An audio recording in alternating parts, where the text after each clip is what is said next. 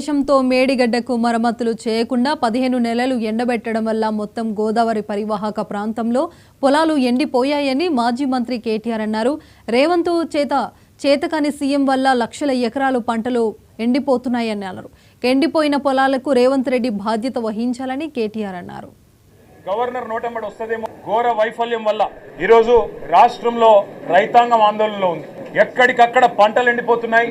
రైతులు ఇప్పటికే 480 పైచిలకు మంది రైతులు ఆత్మహత్య చేసుకున్నారు. వాళ్లకు కనీసం ఒక్క మాట, వాళ్లకు సాంత్వన చేకూర్చే మాట, వాళ్లకు ఉపశమనాన్ని ఇచ్చే మాట, వాళ్లకు భరోసానిచ్చే ఒక్క మాటనన్నా గవర్నర్ నోటెంబడి వస్తదేమో.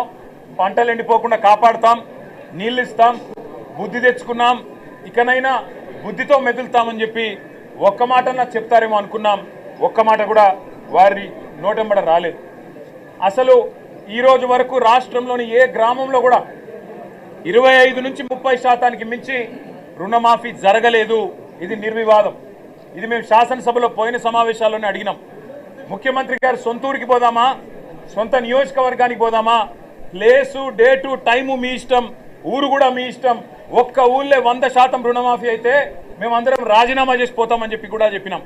కానీ మళ్ళీ ఈరోజు గవర్నర్ గారి నోటెంబడ రుణమాఫీ అయిపోయింది, లక్షలాది మంది రైతులు సంతోషంగా ఉన్నారు అని చెప్పి అబద్ధాలు చెప్పించి గవర్నర్ గారి స్థాయిని కూడా దిగజార్చి ఈ కాంగ్రెస్ ప్రభుత్వం మళ్ళొక్కసారి తన భ్రష్టత్వాన్ని, తన నీచత్వాన్ని బయటపెట్టుకుంది. పెట్టుబడి సాయం అందని రైతులు రుణమాఫీ కాక, పెట్టుబడి సాయం జరగక, కేసీఆర్ గారి టైంలో ఉండే రైతు బంధును కూడా కనీసం అమలు చేసే పరిస్థితి లెక్క ఆగమాగమైపోతుంటే ఇవాళ రైతు బంధు మొత్తం అందింది. అది మాత్రమే కాకుండా రైతు కూలీలకు కూడా సాయం చేస్తున్నామని చెప్పి గవర్నర్ గారి నోటెంబడ ఇవాళ అబద్ధాలు చెప్పించడం అంటే గవర్నర్ గారికి కూడా అవమానం. ఇది వారు కూడా గుర్తించాలని చెప్పి కూడా మేము కోరుతా ఉన్నాం. సాగునీటి సంక్షోభం రోజు రోజుకు తీవ్రమవుతా ఉంది. కేవలం కేసీఆర్ గారి మీద గుడ్డి ద్వేషంతో, మా పార్టీ మీద గుడ్డి కోపంతో అక్కడ మేడిగడ్డను రిపేర్ చేయకుండా 15 నెలలు ఎండబెట్టడం వల్ల ఇవాళ మొత్తం గోదావరి పరివాహక ప్రాంతంలో ఎండిపోతున్న ప్రతి